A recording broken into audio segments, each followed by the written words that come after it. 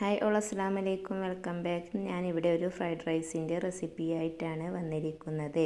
വളരെ പെട്ടെന്ന് ഉണ്ടാക്കാൻ പറ്റുന്ന കുറഞ്ഞ ഇൻഗ്രീഡിയൻസ് വെച്ചുകൊണ്ടുള്ള കുട്ടികൾക്കൊക്കെ സ്കൂളിലേക്ക് കൊണ്ടുപോകാൻ ലഞ്ച് ബോക്സിലേക്ക് ആവശ്യമായിട്ട് പെട്ടെന്ന് ഉണ്ടാക്കാൻ പറ്റുന്ന ഒരു ഫ്രൈഡ് റൈസിൻ്റെ റെസിപ്പിയാണ് കാണിക്കാൻ പോകുന്നത്. ഇനി ഇതിലേക്കുള്ള റൈസ് ആദ്യം ഒന്ന് വേവിച്ചെടുക്കാം. വെള്ളം ഒന്ന് ചൂടായി കഴിഞ്ഞാൽ അതിലോട്ട് ഞാൻ ഇവിടെ 2 ടേബിൾ സ്പൂൺ ഉപ്പ് ചേർത്ത് കൊടുക്കുന്നുണ്ട്. ഈ ഉപ്പും ഇതിലേക്ക് കുറച്ച് ഒരു 2 ടേബിൾ സ്പൂൺ സൺഫ്ലവർ ഓയിലും ചേർത്ത് കൊടുക്കാം. ഇവയും ചേർത്ത് കൊടുത്ത് ഈ വെള്ളം ഒന്ന് നല്ലോണം തിളപ്പിച്ചെടുക്കാം. തിളച്ചതിന് ശേഷം മാത്രമേ ഇതിലോട്ട് ചേർത്ത് കൊടുക്കാവൂ. ഇവിടെ ഞാൻ 1/2 കിലോ റൈസാണ് ചേർത്ത് കൊടുക്കുന്നത്.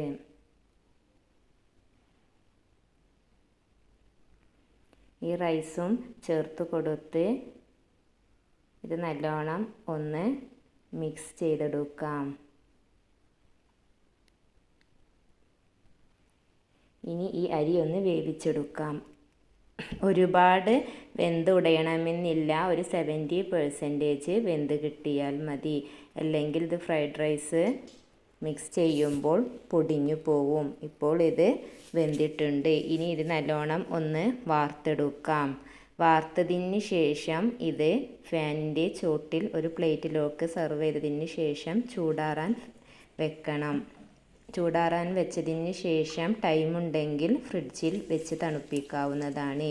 ഇനി നമുക്ക് ഇതിലേക്കുള്ള കൂട്ടുണ്ടാക്കാം. ആദ്യം ഞാൻ 3 കോഴിമുട്ട ഒരു പാനിലോട്ട് ഓയിൽ ഒഴിച്ചു കൊടുത്ത് അതിലേക്ക് 3 കോഴിമുട്ടയും ആ മുട്ടയിലോട്ട് ആവശ്യത്തിനുള്ള ഉപ്പും കുരുമുളക് പൊടിയും ചേർത്ത് കൊടുക്കാം.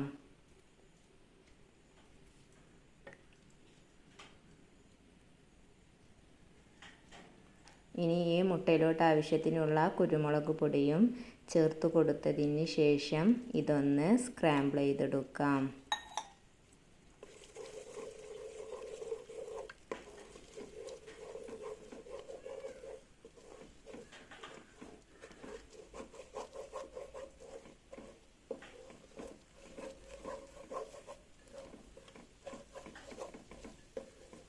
മുട്ടയുടെ എണ്ണം കൂട്ടാവുന്നതാണ്. ഇവിടെ ഞാൻ 3 കോഴിമുട്ടയാണ് എടുത്തിരിക്കുന്നത്.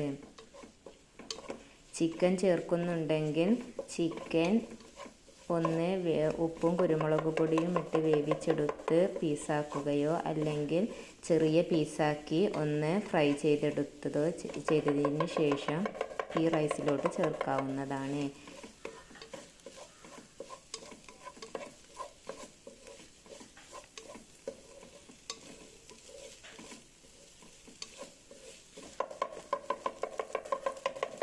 മുട്ട നല്ലോണം ഒന്ന് സ്ക്രാമ്പിൾ ചെയ്തെടുത്തതിന് ശേഷം ഇതിന് നമുക്ക് ഒരു പാത്രത്തിലോട്ട് മാറ്റി വെക്കാം. ഇനി ഇതേ പാനിൽ തന്നെയാണ് ഞാൻ ഫ്രൈഡ് റൈസ് ഉണ്ടാക്കുന്നത്. ഇനി ഈ പാനിലോട്ട് ഓയിൽ ഒഴിച്ചു കൊടുക്കാം. ഓയിൽ എടുക്കണം, നെയ്യും വെളിച്ചെണ്ണയും എടുക്കാൻ പാടില്ല. ഓയിൽ ഒഴിച്ചു കൊടുത്തതിന് ശേഷം ഇവിടെ ഞാൻ ഒരു പിടി വെളുത്തുള്ളി ചെറിയ പീസാക്കി കട്ട് ചെയ്തതും ഈ ഓയിലിലോട്ട് ചേർത്ത് കൊടുക്കുന്നുണ്ട്. ഇനി ഇതിലോട്ട് നമുക്ക് കട്ട് ചെയ്ത് വെച്ചിരിക്കുന്ന വെജിറ്റബിൾസ് എല്ലാം ചേർത്ത് കൊടുക്കാം. ഇവിടെ ഞാൻ എടുത്തിരിക്കുന്നത് ക്യാരറ്റും കാബേജും വലിയ ഉള്ളിയും വെളുത്തുള്ളിയുമാണ്. ക്യാപ്സിക്കം ഉണ്ടെങ്കിൽ ക്യാപ്സിക്കവും ബീൻസും ഗ്രീൻ പീസും ഇതിലോട്ട് ചേർത്ത് കൊടുക്കാവുന്നതാണ്. ഞാൻ എൻ്റെ കയ്യിലുള്ള വെജിറ്റബിൾസ് വെച്ചിട്ടാണ് ഈ ഫ്രൈഡ് റൈസ് ഉണ്ടാക്കുന്നത്. ഗ്രീൻ പീസ് ഉണ്ടെങ്കിൽ ഗ്രീൻ പീസ് ഒന്ന് വേവിച്ചെടുത്തതിന് ശേഷം ഇതിലോട്ട് ചേർത്ത് കൊടുക്കാവുന്നതാണ്. ഇനി ഇതിലേക്ക് ആവശ്യത്തിനുള്ള ഉപ്പ് ചേർത്ത് കൊടുക്കാം. ഇവിടെ ഞാൻ 1 ടേബിൾ സ്പൂൺ ഉപ്പാണ് ചേർത്ത് കൊടുക്കുന്നത്. ഈ ഉപ്പും ചേർത്ത് കൊടുത്ത് ഈ വെജിറ്റബിൾസ് ഒന്ന് സോട്ട് ചെയ്തെടുക്കാം.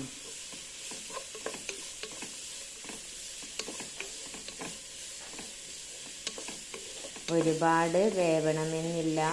ഈ വെജിറ്റബിൾസ് എല്ലാം ഒരു 75% വെന്ത് കിട്ടിയാൽ മതി.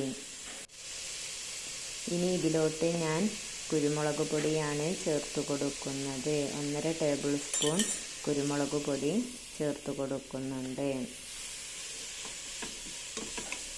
കുരുമുളക് പൊടി ചേർത്ത് കൊടുത്ത് ഇതൊന്ന് സോട്ട് ചെയ്തെടുക്കാം.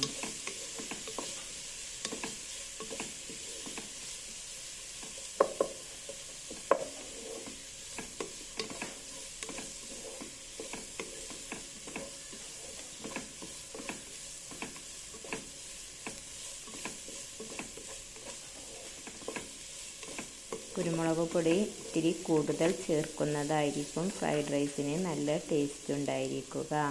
വൈറ്റ് പെപ്പർ ഉണ്ടെങ്കിൽ അത് ചേർത്ത് കൊടുക്കാവുന്നതാണ്. ഇനി ഇതിലോട്ട് ഞാൻ ഒരു 1/4 ടേബിൾ സ്പൂൺ പഞ്ചസാരയും ചേർത്ത് കൊടുക്കുന്നുണ്ട്. അതുപോലെ 2 ടേബിൾ സ്പൂൺ സോയാ സോസും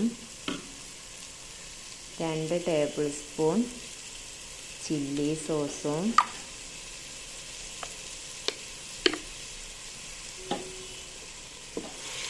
ചേർത്ത് കൊടുത്ത് ഇതൊന്ന് സോട്ട് ചെയ്തെടുക്കാം.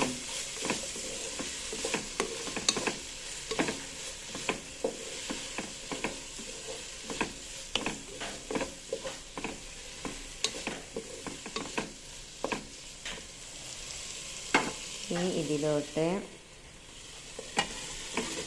സ്ക്രാമ്പിൾ ചെയ്ത് വെച്ചിരിക്കുന്ന കോഴിമുട്ടയും ചേർത്ത് കൊടുക്കാം. കോഴിമുട്ടയും ചേർത്ത് കൊടുത്ത് ഇതൊന്ന് സോട്ട് ചെയ്തെടുക്കുക. ഒരുപാട് നേരം സോട്ട് ചെയ്യേണ്ട ആവശ്യമില്ല. ജസ്റ്റ് ഒന്ന് വഴറ്റിയെടുത്താൽ മതി. ഇനി ഇതിലോട്ട് നമുക്ക് വേവിച്ച് വെച്ചിരിക്കുന്ന റൈസ് ചേർത്ത് കൊടുക്കാം. ഈ റൈസ് വേവിച്ച് ഇത് വാർത്തെടുത്തതിന് ശേഷം നല്ലോണം ഇതൊന്ന് ചൂടാറിയതിന് ശേഷം വേണം ഇത് ചേർത്ത് കൊടുക്കാൻ. ഞാൻ ഫാനിൻ്റെ ചോട്ട് ഒരു പ്ലേറ്റിൽ സെർവ് ചെയ്തതിന് ശേഷം ഫാനിൻ്റെ ചോട്ട് വെച്ച് ഒന്ന് ചൂടാക്കിയതിന് ശേഷമാണ് ഇതിലോട്ട് പാനിലോട്ട് ചേർത്ത് കൊടുക്കുന്നത്. അങ്ങനെ സൂപ്പർ ടേസ്റ്റിലുള്ള ഫ്രൈഡ് റൈസ് ഇവിടെ റെഡിയായി. എൻ്റെ വീഡിയോ ആദ്യമായി കാണുന്നവർ വീഡിയോ ഇഷ്ടമായാൽ സബ്സ്ക്രൈബ് ചെയ്യുക, ലൈക്ക് ചെയ്യുക, ഷെയർ ചെയ്യുക.